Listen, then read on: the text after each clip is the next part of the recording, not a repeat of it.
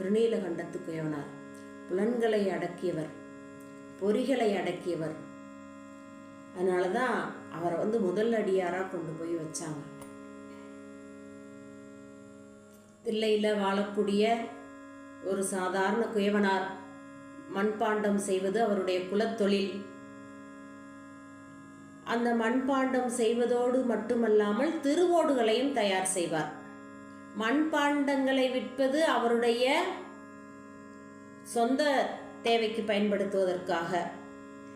இப்போ மனைவியார் இருக்காங்க, குடும்பம் நடத்தணும், அதுக்கு பொருளாதாரம் வேணும், அதுக்காக பயன்படுத்தக்கூடியது மண்பாண்டம் செய்து அதை போய் சந்தையில் விற்று அதன் மூலமாக கிடைக்கக்கூடிய வருவாயில் குடும்பம் நடத்துகிறார். திருவோடு செய்வது திருப்பணி. அதை வரக்கூடிய அடியார்களுக்கு திருவோடு கொடுக்கக்கூடிய பணி, அன்னம்பாளிப்பு கொடுக்கறது, இந்த மாதிரி பணிகள். அதாவது எளிமையாக செய்திருக்காங்க நம்ம நாயன்மார்கள். என்ன செய்கிறாங்களோ அதவே அவங்க தொண்டா செய்கிறாங்க. மண்பாண்டம் செய்கிறாரு, திருவோடு செஞ்சு கொடுக்குறாரு. அவரால் என்ன முடியுமோ அதை நம்ம நாயன்மார்களோட வரலாறுலாம் பார்க்கணும்.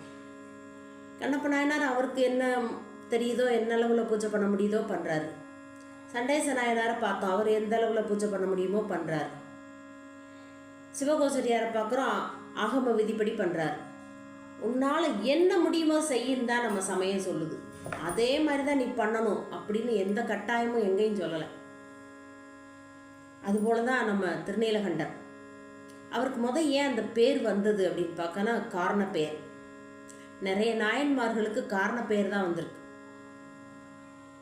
அவர் அந்த ஆழகால விஷம் வருது இல்லையா, அந்த ஆழகால விஷம் வரும் பொழுது அதை உயிர்கள் உயும் பொருட்டு, தேவர்களை காக்கும் பொருட்டு தன்னோட கண்டத்தில் அடக்கி வச்சிருக்கார்.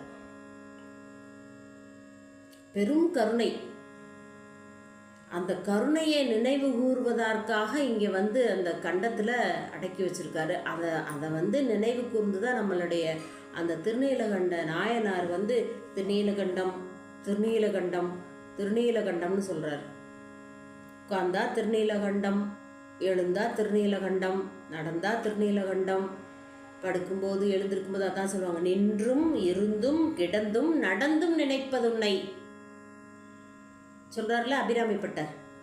அதுபோல் பெரிய புராணத்திலே ஒரு பாட்டு வரும், நின்றாலும் இருந்தாலும் கிடந்தாலும் நடந்தாலும் மென்றாலும் துயின்றாலும் விழித்தாலும் இமைத்தாலும் மன்றாடும் மலர்பாதம் ஒரு காலும் மறவாமை. என்ன செயல் வேணா நீ செய்.